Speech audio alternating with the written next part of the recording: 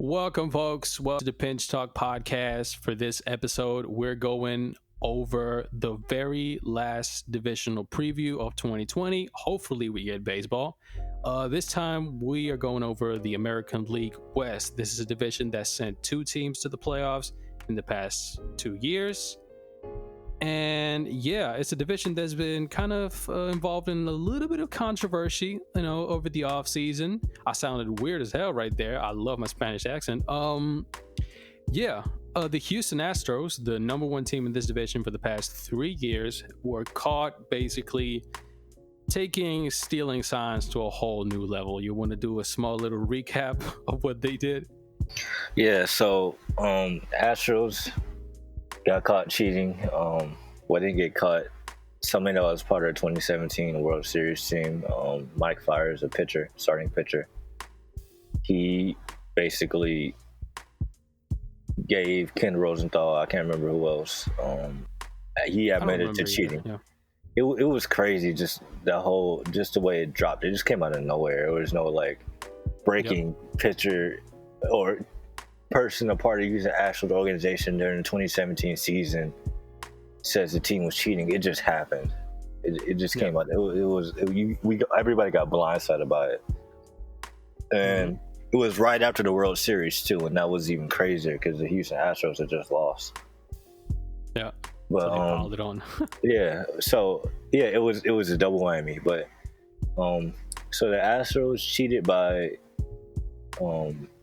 looking at signs via the replay camera that looks at the pitcher, from the center field camera that looks at the pitchers and the catcher at their home ballpark in the replay room, and they use that. And then their front office also came up with an algorithm in order for them to break the codes of how catchers on each team are relaying the signs to their pitchers. Mm-hmm. This is something that's been going on in baseball, stealing signs with a runner on second, trying to see what the catcher's putting down. This has been a part of baseball for years, right? The thing is, they took it to an extreme level, with the camera. Of course, it's an electronic device. That's obviously completely illegal. Then they relayed it to a replay room. Then the replay room, they had, their own garbage can that they banged on so their hitters could hear the bangs, and no bang was fastball, two bangs was breaking or off speed, right? And so the hitters could hear it and they could just wait on the pitch, right? Right. And I think that's it's pretty obvious to say that that's fucking illegal, as Dana White once said. And yeah, the Astros caught a lot of deserved heat for it. They are more hated now than the New York Yankees, which is amazing. Yeah, it is. And honestly, just seeing all the players speak out was amazing. Yeah. And baseball players are kind of known for being very unified from an overall standpoint, more than other sports, just kind of based on the history and everything like that. And baseball is known for having a really tight-knit players union as well. And that's kind of historical as well. It's really interesting to see the relationships between baseball players off the field compared to on the field, because back in the day, there was really not much fraternizing interaction. But off the field, baseball players were really close. So it's really interesting to see how this kind of develops in them talking more on the field and off, and also with social media, things like that, being able to speak out and them having more individual personalities. Now, even baseball players that aren't superstars and stuff like that, they kind of get paid attention to. Yeah, they get paid attention to regardless, just because of the culture of the sport, things like that. It's not like basketball or football where it's mostly just your superstars that kind of get social media attention, things like that. But not to kind of segue into something else, when you have Mike Trout talking to the media on a random off-season day about the Astros cheating, it's a big deal. It's a big deal because Mike Trout was a weatherman in the off-season. That's how low-key of a guy he is. He likes the weather. Yeah. Nothing against Mike Trout, because I like the weather too. That's pretty cool. But like Chris Bryant, like Chris Bryant, Cody Bellinger, everyone was Trevor saying like, Bauer, these Mike motherfuckers. Clevenger. Yeah, like they Oh were my saying goodness. these motherfuckers are assholes, dog. Like they were Yeah. just calling them out. And then another interesting facet of the whole scandal is how teams were hinting towards it. Yeah, for years beforehand, for even since 2017. I mean, when I found out about the scandal, then someone I know brought up the fact that the Indians said they didn't have an information advantage during the 2018 LDS when the Indians got destroyed. Mm-hmm. One thing that's interesting to me was how Mike Clevenger, Jason Kipnis, Trevor Bauer said they were more prepared than us. They had more information than us. Things like that.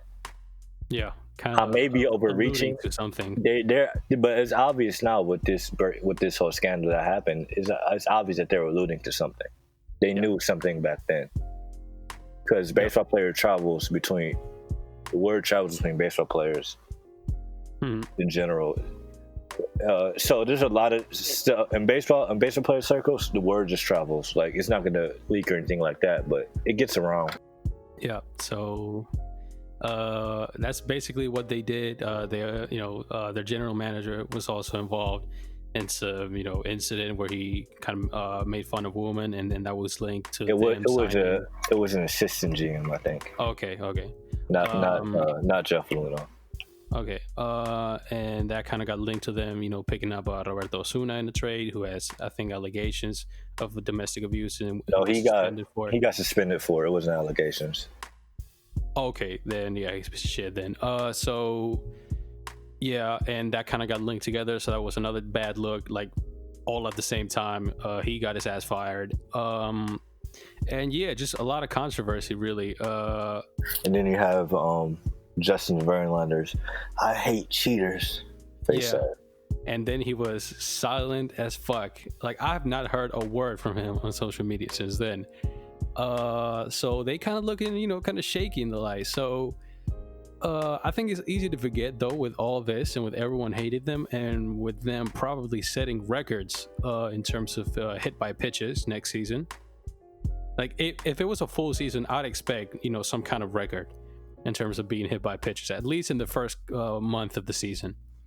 I think it's easy to forget that this team is, as crafted right now, still very much a World Series contender. The lineup is terrifying, Pat. No, yeah, it is. It's unfair.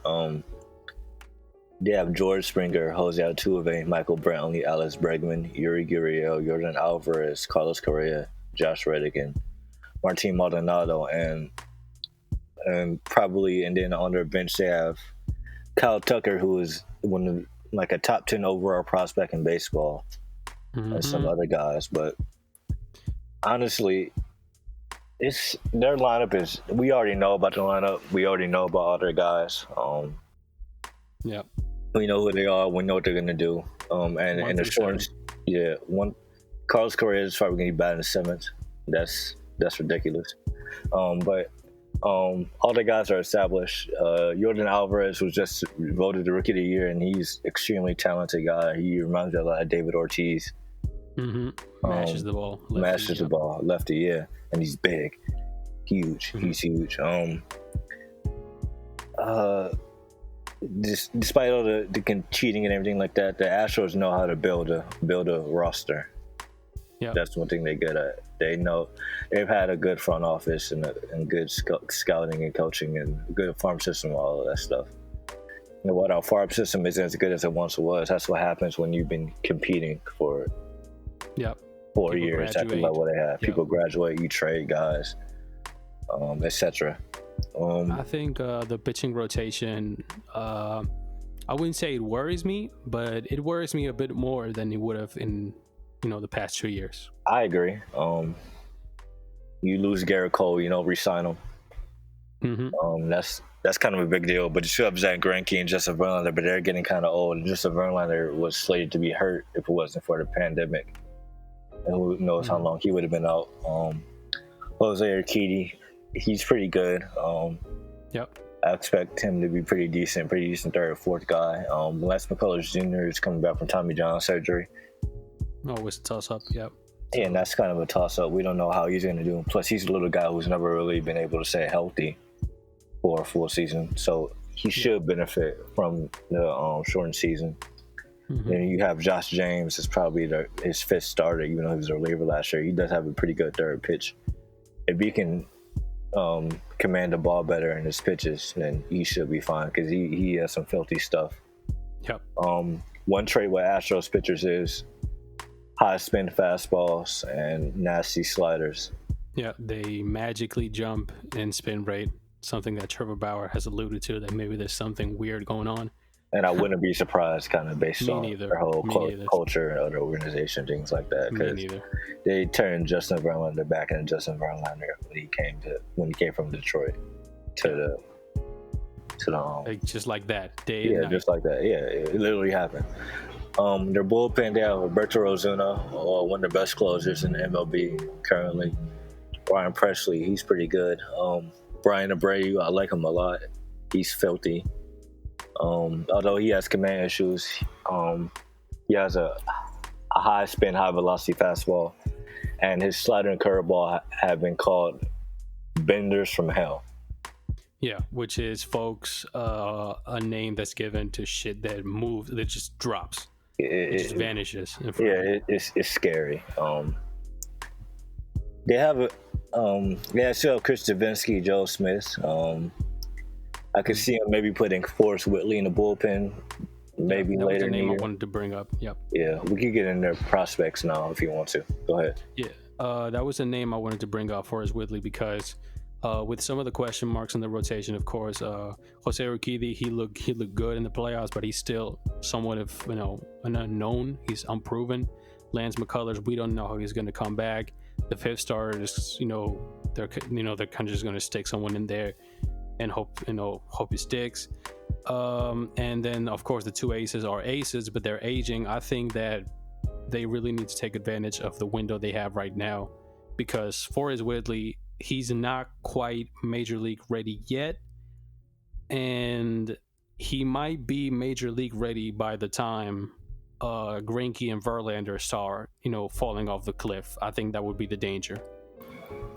Yeah, I agree. Forrest Whitley, he's like 6'6". He throws 5 or 6 pitches and are all graded as plus or plus.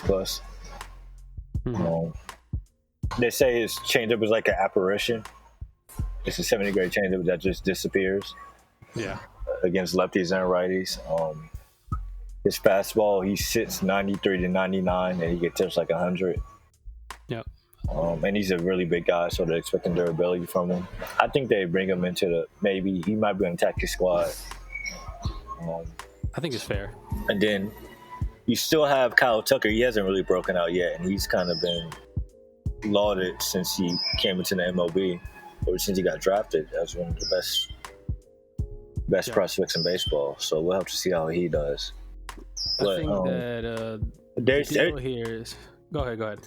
This team is still World Series contention ready, regardless. They're bringing back the similar guys. They have a lot of their guys extended and locked up. We'll just have to see what happens. I think that the key for this team, first of all, if they win another World Series without cheating, they'll shut a lot of people up. So that's something that they got to get going. And I feel like this is a team that has, kind of similar to the Nats when we talked about them, they have, a very specific time window, in my opinion.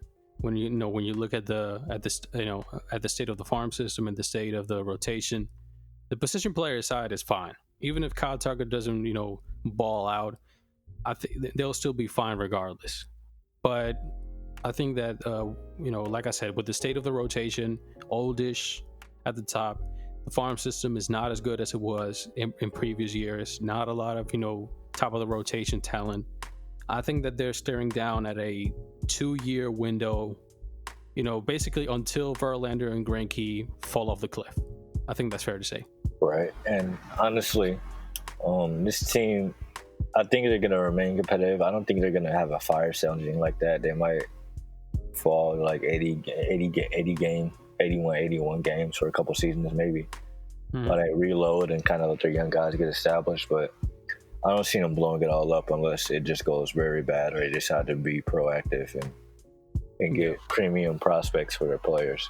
Because they could get those They prospects for those and they players. also have the money to sign extensions too. Yep. I heard them and George Springer have been looking for extension mutually.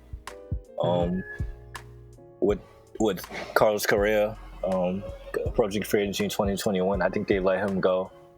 Same. Just based on the fact that he's injury prone, and while he can hit, he hasn't been able to stay healthy at all. Yeah, I think he'll eventually have to move off shortstop. Yeah, eventually, even if he does stay, but I doubt it. And maybe him and Alex Bregman switch. Because Bregman can play shortstop, and he might play third because he's just so big and fragile. But honestly, the 2021 free agent class is crazy. But that's a whole other segment. Yep. This year, we expect this team to be at the top of the division. MLB West, them, and I think they can. I don't know if they can compete with the Dodgers, but they can give them a run for their money for the top seed in the AL and the MLB West for sure. I expect this team to be in the playoffs. I expect them to make a deep playoff run. And that's that. People will hate them throughout. So. Yes. And honestly, this pandemic saved them from getting booed and things like that. That was one thing I did want to say. It's like, I don't know how much people will hate him because they'll be so happy that baseball's back. I feel like they'll still get thrown at a lot, though. I think they will, but at the same time, you don't want to put as guys on base on this lineup because they're going to score regardless. I feel like George Springer, he has to get ready. Like, the first pitch of the season is going to his head. Oh, yeah, for sure. So he has to get ready. I think that's the Astros. The picture is kind of, that team. They're still very much World Series contender. They have a window in the next 2-ish years to win more rings. And fuck this team, I think I can say from both of us. Yep.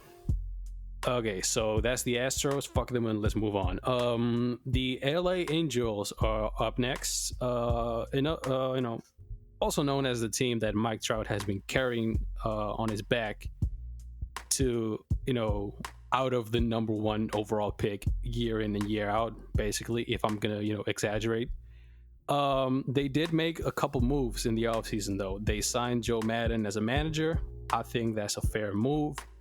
And the big offseason signing, the best hitter on the market, they signed Anthony Rendon. He's going to make a great left side of the infield with Andrelton Simmons. Yes, he is. And the thing with them is the hitting is there, right? Like, if I look at the lineup, there's star power, there's some depth. There's, young prospects that might be coming up. Like, the position player side is taking shape. The big issue for this team, though, is the pitching staff, which is just terrible. Yeah, they have no pitching. None. None. Zero. It's awful. So Shohei Ohtani, I kind of expect to be in a rotation unless they decide they just want to DH full time for this shortened season, which makes sense to me. Well, it kind of does, but from a competitive standpoint, it doesn't because you want your best guys out there. He's easily the best starting pitcher on this team by a mile. Yeah. And it's not close. Not close. Their starting rotation, besides Shohei Ohtani, is Andrew Heaney, Julio Teheran, Dylan Bundy, Patrick Sandoval, and Matt Andrier. So however you say his name, and that's terrible. That sounds like a whole lot. Julio Teheran is the best pitcher on this staff. I agree, and he's a number 4. Yeah, at this point. So that kind of tells you. Yeah, their bullpen is a whole bunch of terrible guys and Hansel Robles. Yeah. It's just.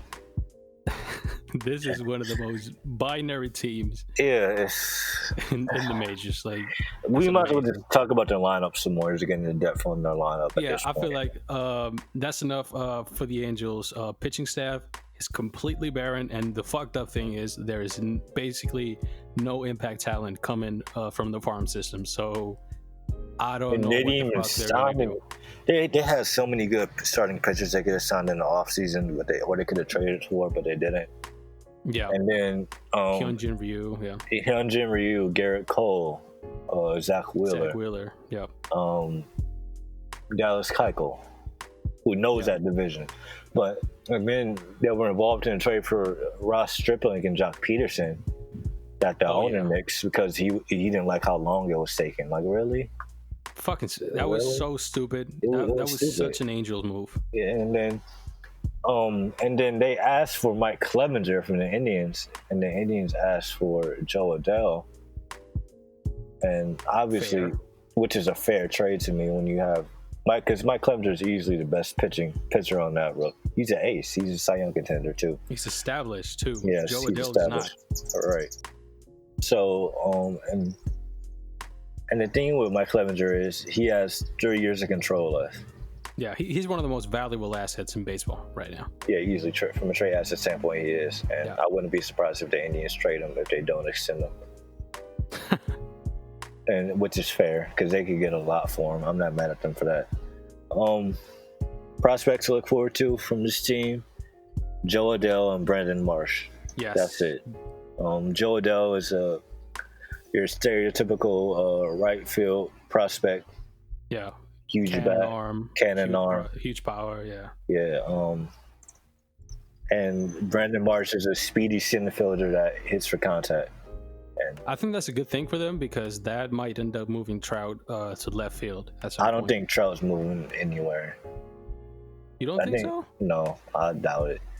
Honestly, how much value he gives you from center field, and he's still a good center fielder. Like he's Gold Glove caliber, but he's not like all world. He's not like. He isn't Lorenzo Cain, for example. Like Lorenzo Cain in his prime, or Billy Hamilton, defensive outfielder, but he's more than passable. He's good. I mean, with the value he had a bad year last year, defensively. Kinda. I don't know. I just think you keep Mike Trout in center. You don't move him. You give him that respect. That's fair. I'm not saying he's Willie Mays, but you just keep him there just because it's Mike Trout. Yeah, that's fair. Yeah, that's the Los Angeles Angels. Mike Trout, Shohei Ohtani, and the Temptations. I think I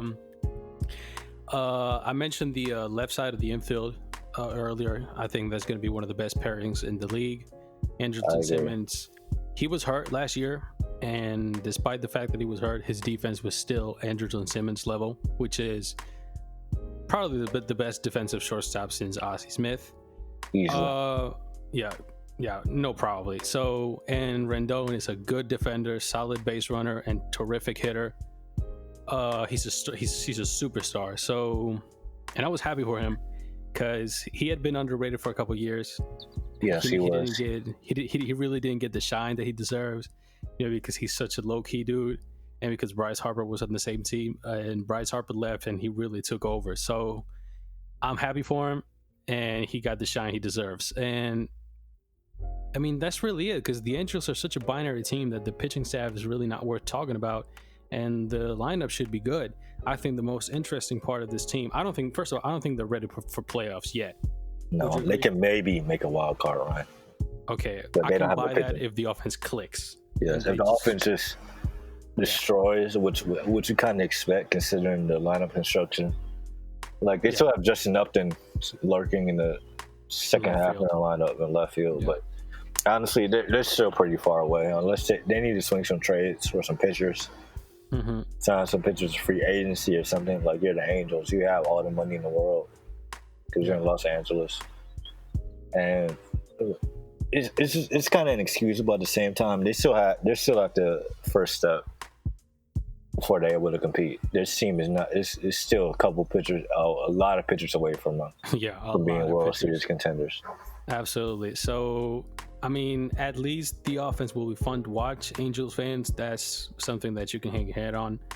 The most exciting part about this team, aside from obviously Trout and Rendon possibly hitting back to back, is watching what Joe Adele and Brandon Marsh do, because especially Joe Adele, he's the kind of prospect that if it clicks for him, he is the type of player that just becomes a star overnight. So yeah, you gotta look out for that. The pitching staff nowhere near ready. The lineup should be good. You like Joe Madden as a manager, by the way? I think that was a great pickup for them because he's gonna be able to kind of manage the pitching staff and bullpen a little better than Mike Scioscia would. And honestly, it was time for Mike Scioscia to go anyways. Yeah. And one thing with Joe Madden, he's a great leader, and seeing him back in LA was nice. Yeah. So I just think in a big market like Los Angeles, Joe Madden kind of deserves that shine there. It's like seeing him go from the Rays, where he was like the super creative guy, to the Cubs, where he brought that there. He's gonna bring some incentives to the Angels that aren't gonna be quantifiable, but they're just gonna do better. It's like with the Indians when they hired Terry Francona. Yeah. Everybody in the organization so the year before Terry Francona got there, they won 69 games or something like that. The year after, they were in the wild card.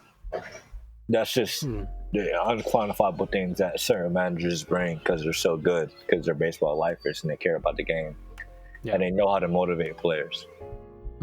I think his time ran out in Chicago. I think it was fair for them to let him go. But yeah, he'll bring good things to the Angels. So yeah, sadly I cannot predict, like we said, this team to make the playoffs. And I say sadly because that means Mike Trout still does not get to play in the playoffs. Like, I think he's played 3 postseason games. 4. Yes. So, which is a fucking tragedy. The best player of this generation doesn't get to play in the playoffs. That's something that would never happen in basketball, for example, because just of the nature of baseball itself. So, yeah, Angels, I'm sorry, I would not pick you to make the playoffs at all. I think they'll be at least fun to watch, one half the team, but yeah, like 80 wins basically is my prediction. 70 to 80. Yeah, I think somewhere around that. So yeah, sucks for them, but it is what it is. Moving on to another team. This team is in much better shape, and this is a real exciting young team and cheap team. The original Moneyball team, the Oakland A's. I think it's pretty crazy. When I looked at it, it's like, because I knew it, but when I looked at it, it surprised me. The A's, I think, have won 97 games in back-to-back years. Yes. That's fucking impressive. And neither of those years have they won the division, which tells you how good the Astros have been, as of late. Indeed. So, yeah, go ahead. Astros are a really cool team. They're really similar to the Indians. Creative front office, cutting edge front office. Very good at player development. They rely on the draft and international prospects a lot. They've had a lot of success over the years too. Even though they haven't won a World Series, they're just competent organizations overall. The A's. The A's, Rays, and Indians are kind of like those 3 small to mid-market teams that kind of are always on the cutting edge of things and the forefront. That you root for. You root for, because somehow they wind up in the playoffs, or they wind up with some MVP caliber players. The thing with this is they've experienced a lot of heartbreak over the years. They've lost 9 straight elimination playoff games, by the way, which is brutal. 9 straight. Ricky Henderson now walking through them doors, folks. Yeah. The thing with the A's is this team is filled with young talent, like Matt Chapman, Matt Olson, Sean Murphy, who was fucking incredible last year in the little games that he played. Like Marcus Semien turned the corner. Yes, Marcus Semien finally turned the corner. Ramon Laureano, the best arm I've ever seen in my life. The laser. He's got Robert Cannon, fucking arm. Bullpen is really good, quality bullpen, and the rotation has a lot of young pieces that could. Some of them are there, some of them are almost there, and if they click, this rotation will be great and cheap for a long time. I think that the only thing that, before we kind of get into each component, lineup, everything more in depth, I feel like people are not as optimistic on the A's as they would be because of their history, that they just keep falling short in the playoffs every time. Ownership doesn't, spend money. I feel like people are not optimistic, but I am optimistic on this version of the A's. I agree. Their pitching staff is great. They're getting Sean Manaea back for a full season, so we should see what they can do. And the two lefties we're going to talk about in a minute after talking about the lineup, people should be excited for and looking out for because they're great pitchers. Marcus Semien turned into an MVP candidate last year. That's what people were expecting. He put up like 8.9 WAR or something like that. Yeah, something crazy like that. It's crazy. He put up crazy numbers, especially in the stadium that they're playing in. Matt Chapman is looking like the best third baseman in baseball. Yeah, completely agreed. That's a Rockies fan saying this, by the way, folks. I think he even though people weren't expecting him to be as much of a good hitter as he was, he's been a great hitter at the MLB level.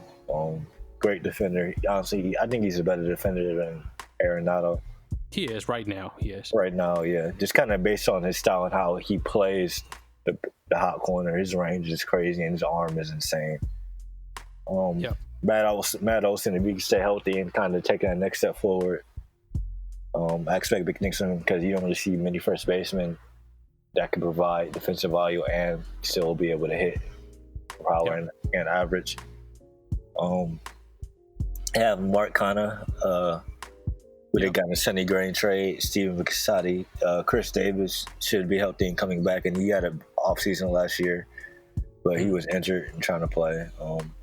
They signed Tony Kemp in the offseason, and he should be a pretty decent second baseman for them because he knows the division pitching well.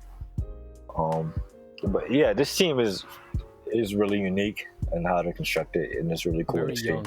Very young team. They're really exciting to me. A's fans should be excited to see this team, and they should be making more playoff runs, especially if they can surpass Astros if they kind of regress a little bit, which Astros should be regressing. Yeah, so I think that I think that's a fair comment. I think the only reason fans wouldn't be as excited is because they've been, stabbed in the heart so many times, and because of ownership. But I think the key for this team is the starting rotation. The bullpen we know is quality. Liam Hendricks, one of the best relievers in baseball. They have a ton of quality pieces. The starting rotation, you said Sean Manaea, AJ Puck, and Jesus Luzardo. Both, I think, have ace type of ceiling. I want to see who clicks and who doesn't, because this rotation can really be the difference between the A's being 95 win team and 100 win team. I agree. Jesus Luzardo and AJ Puck, two lefties they have nasty pitches. They have velocity for lefties. Only do five lefties that can throw that hard, as hard as them. They sit mid-90s. They can touch the upper 90s, like 97, 98. The thing with them is, can they stay healthy? Yes. They're both really young. They're all like 21, 22 years old. But in the shortened season, I think the Oakland A's are going to cut them loose and just let them go. So we should see. And then besides them, they still have Frankie Montas.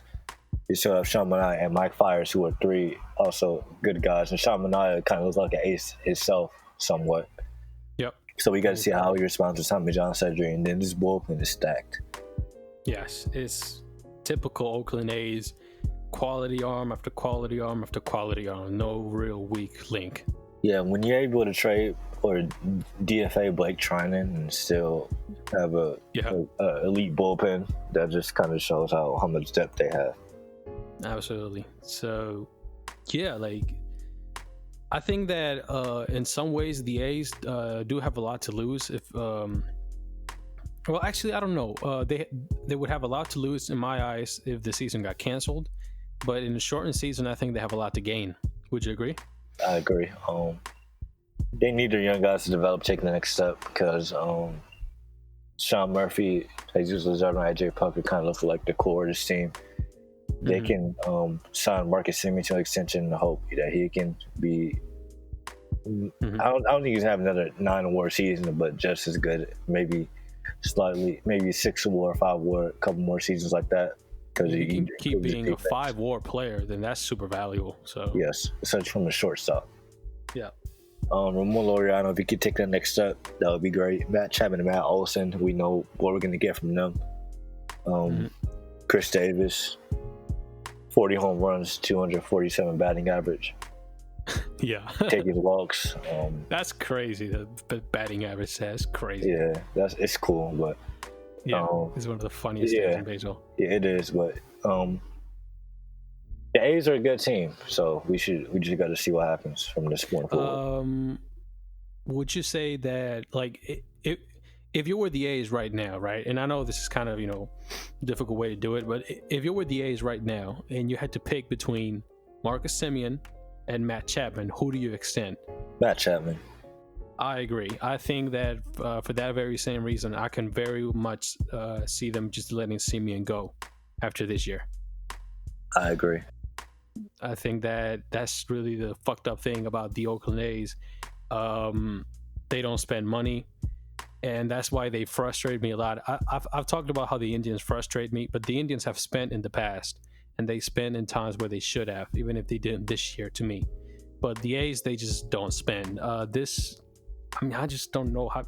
I just don't know what to say, because I would be lying if I didn't say that I don't think that I think this team will play at anything below 95 wins. Like, they're going to be 95 wins plus pace to me.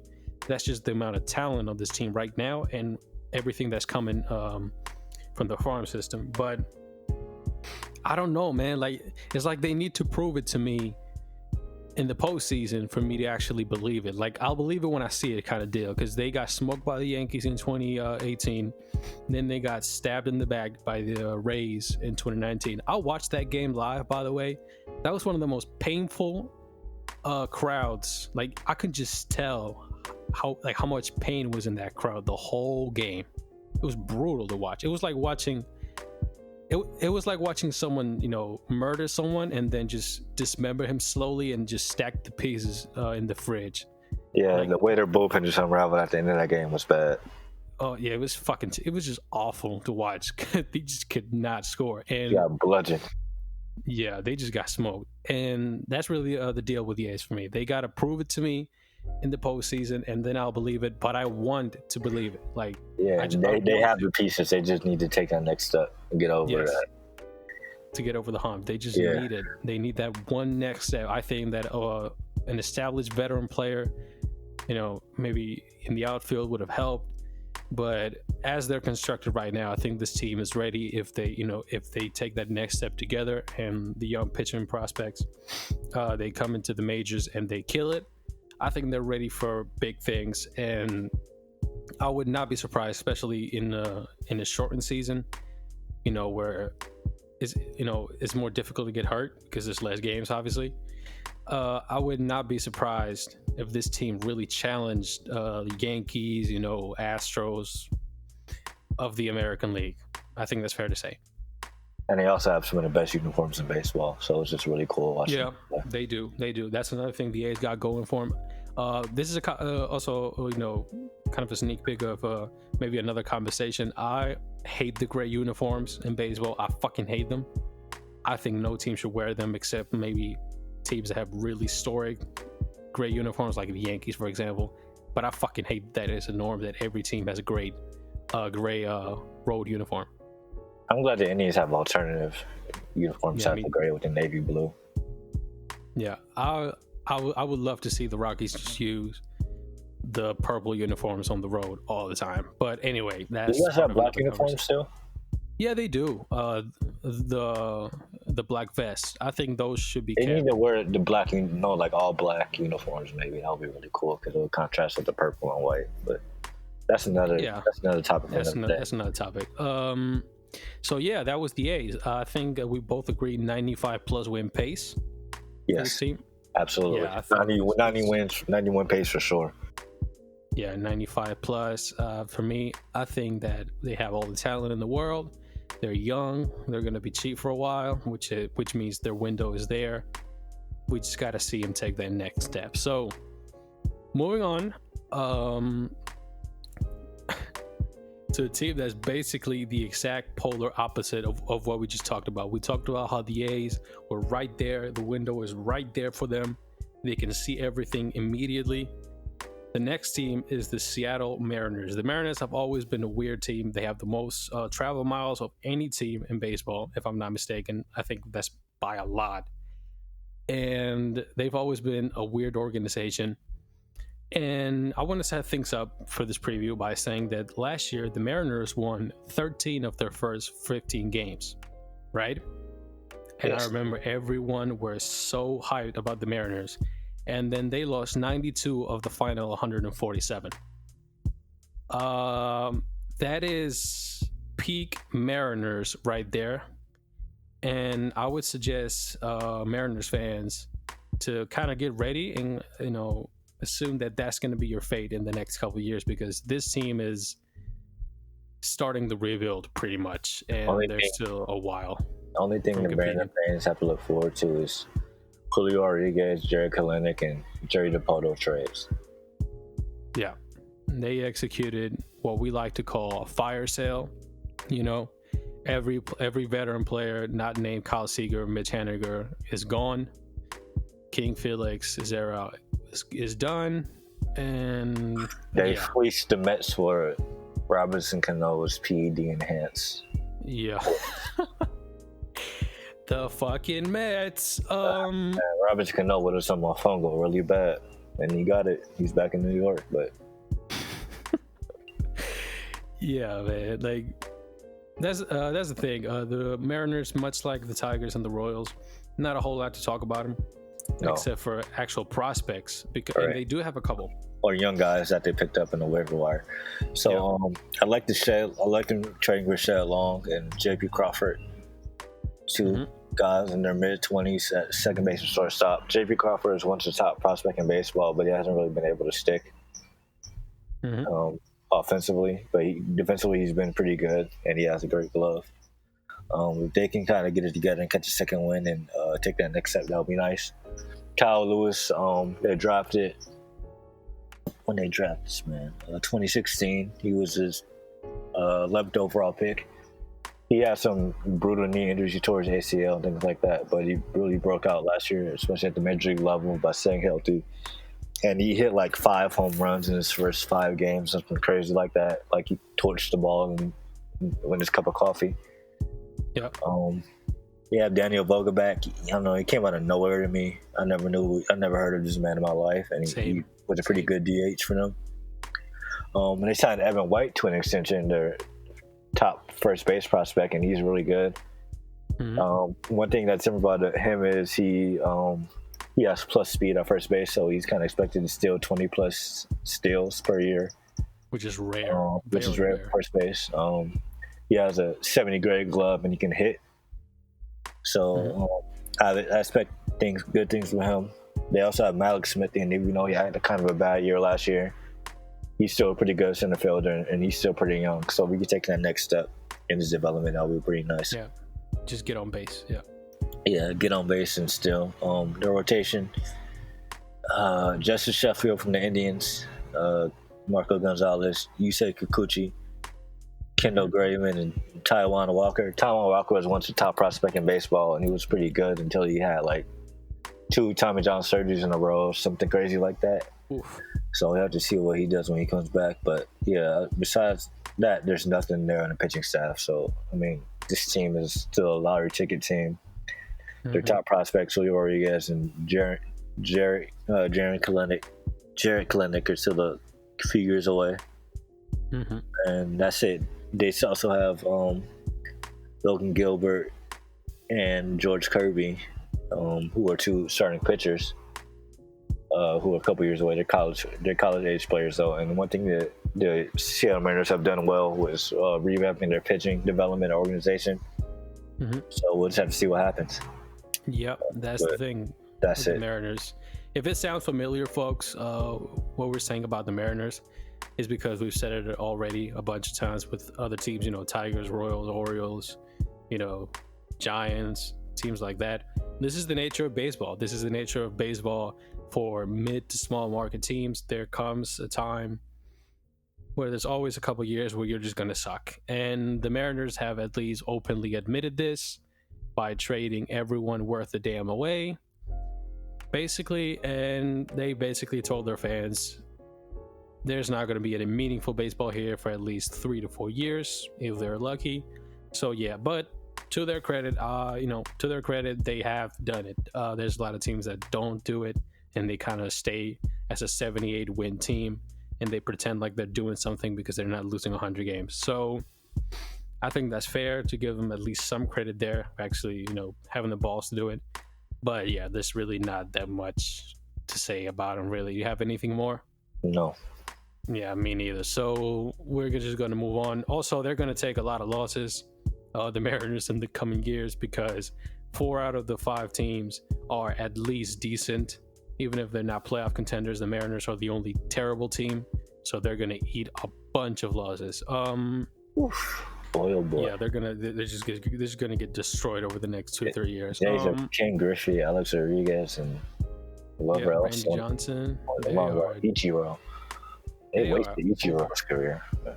Yeah. But anyway, that series was great, by the way. Yeah.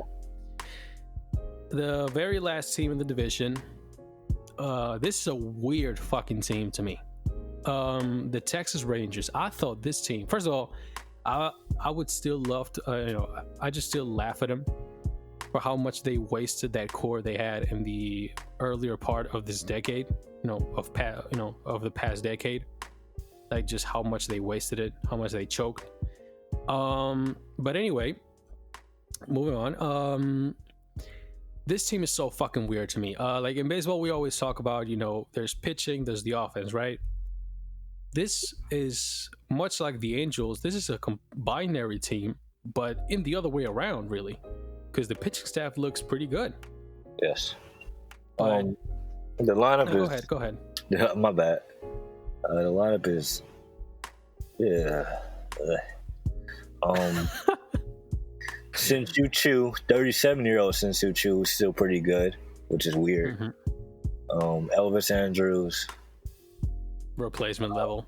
Yeah, decent. I mean, he tortures the Indians though. Fucking bastard. Willie Calhoun, Joey Gallo, Todd he broke Frazier out in a major way. Yes, Danny Santana, Rugi Odor, Ronald Guzman, and Robertson Chirinos. They re-signed Chirinos, so yep. A good signing. Gallo, we know we're gonna get from him. He's a great defender. He's gonna hit a lot of home runs. He's gonna strike. He's underrated as a defender. Yes, he is. He's a great outfield defender. He can play center field, and he's like a tight end basically. Yeah. Crazy athlete. Yeah. Their lineup is awful. Yeah, there's just no other way to put it. There's no way to put it. Let's just skip it. Hold on. I think I want to mention Nick Solak too. Oh, I forgot about him. I really did. I want to mention Nick Solak. And what you said about the lineup is terrible is true. I think there are 4 hitters who are either good or have potential right now. That's Gallo, Nick Solak, Wheeler Calhoun, and Danny Santana. That's it. We can move on to the pitching staff. Okay, the pitching staff. Okay. Corey Kluber, two-time Cy Young Award winner. We don't know how he's going to perform. Yep. Mike Minor, he was really good. He was great last year, actually. Top 10 Cy Young. Yeah. Lance Lynn was really good, too. He put up like a 5 WAR.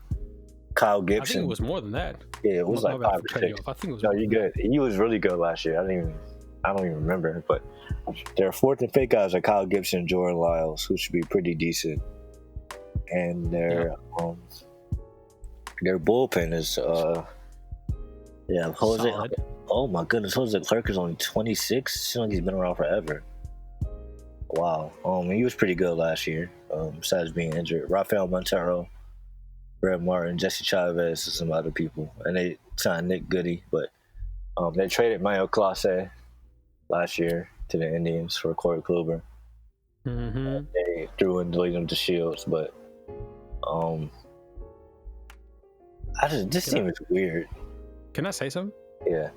I thought the Emmanuel Clisset trade was weird for Corey Kluber, considering the state of this team right now. I agree, because they have no run support to back up their pitching. Absolutely none. And Corey Kluber is.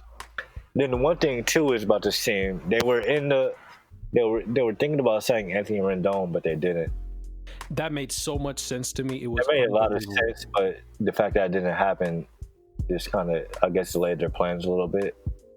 Yeah, because he could have really transformed that lineup into something competitive, just kind of based on how good of a hitter he is. Yeah. So this team is looking for a big free agent to sign. The Rangers have money, and they have a brand new ballpark they need to get people to go to. The star. They seem like one of those teams. I think you said it off the air. They seem like one of those teams that would just spend a fortune on one of those 2021 shortstops in free agency. Yeah, I agree. Like if they came out of nowhere with the 12-year, $400 million extension for Francisco Lindor, I wouldn't be surprised. Me neither. So that's the thing. The rotation: Mike Minor, Lance Lynn, Corey Kluber. Even if we assume Corey Kluber is not Cy Young Corey Kluber, even if he's just a good top of the rotation pitcher and that's it, that's a damn good top three. Yes. And fair. The back end of the rotation is very much it's solid. The starting pitching rotation looks good. The bullpen looks good. The thing is, as we've been saying, the lineup is awful. Like every player, so many players have huge issues that prevent them from actually being good. Or they're just old guys that were once decent hitters, but way past their primes. I mean, since you're an all-star, but I don't know what to expect. He doesn't have the power of a DH in 2020. No. He's going to get on base and steal bases, though. That's the weird thing. But yeah. Thing is, Rougned Odor, he is super inconsistent. He goes Casper mode for long stretches of time. Elvis Andrus, we've already talked about him. Ronald Guzman, he can't hit lefties at all. They're still employing Jeff Mathis, and he's gonna get plate appearances and hurt the team that way, even if he helps it in other ways. I think signing Chirinos as their starting catcher was a good move. But yeah, I don't know what to say about the Rangers, really. They feel like the Angels, but in the other way around. I agree. They both feel like those kind of teams that will just sit around somewhere around that 80 win, 78 win kind of space, taking losses from the actual good teams, beating up on the Mariners and other bad teams they play. Another thing to consider here is that the AL West would play the NL West if that proposal we heard from MLB actually went through. So I think that would make these teams, Rangers and Angels, I think that would actually help them because the NL West is bad. Yeah, but it kind of goes the other way around. I think the Diamondbacks are better than the Angels and the. Yeah, for sure. The Padres maybe. Maybe. I think they're somewhere around the same level. Yeah, they're in the same level, but they have more star power, so I think that should be taken into account. Yeah. But who knows? This is a fucking weird division to talk about, folks, because there's two clear playoff teams here, right? Astros, A's, clearly playoff contenders, and then there's just nothing. People like to rag on AL Central, but this division is worse. Yeah, and I'd say the AL Central is more competitive right now. I agree. Despite the fact that two teams are openly tanking. Yes. So it's just weird. Yeah. Because if you put the Angels possession player side with the Rangers pitching staff, that's a World Series contender.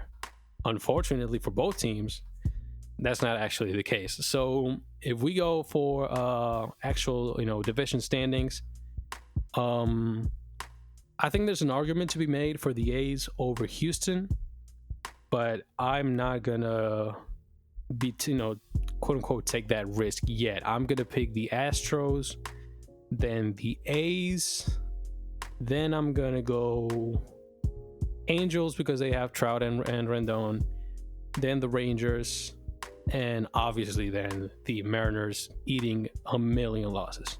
So for me, I'm gonna go Astros, A's, Rangers, Angels, Mariners. The Angels pitching staff is just too bad for me to not put them third. I mean, that's fair. First season, that's gonna be better, but honestly, from an objective standpoint, if Corey Kluber comes back and he's the Corey Kluber old and Mike Minor and Lance Lynn do something similar to what they did last season, which is somewhat likely, they're third place easily in a shorter season. And let's say, who's in their lineup? And let's say Shin-Soo Choo, Willie Calhoun, Joey. Let's say Joey Gallo has an MVP season too. To go with that. Yeah. Then honestly, this they'll be 500 team. They'll go like 41 maybe. I could see that happening. Yeah. But in a full season, I say their pace for a full season is somewhere around maybe 70 to 75 wins. I think that's fair. They're too much of a flawed team. They won 78 games last year, despite Joey Gallo missing so much time. Yeah. They just sat him down because there was no point to bring him back from hamate bone surgery. But this division is the Astros, the A's, and then maybe the Rangers and the Angels, if they can figure something out and their weakness in their whole roster, and then the Mariners. So kind of like the redheaded stepchild. No official ginger, Mario. Well, I'm mad offended because I'm a ginger, but you'll be okay. That's the thing with this division. The two teams are really good. Then every other team is majorly flawed in such a way that there's really not that many talking points with each team, right? So, yeah, I feel like we went on for a long time despite that because that's how fucking good we are. But yeah, we just had to kind of emphasize how bad this division is for you guys. Yeah, that's basically it. As a side note, I'm happy for just watching the development of Joey Gallo because he was really a punchline for a lot of people for a couple years. He was like everything wrong with baseball, right? And he was really the poster child, if that's the right word, for everything wrong with baseball in 2018, 2017, whatever it was. And last year he played MVP pace. It's incredible to me just how hard he hits the ball. Correct. It's it's fucking incredible. When you swing and miss like you do, like he does, it makes sense. Yeah. The thing is, he swung less last year. He learned to take his walks.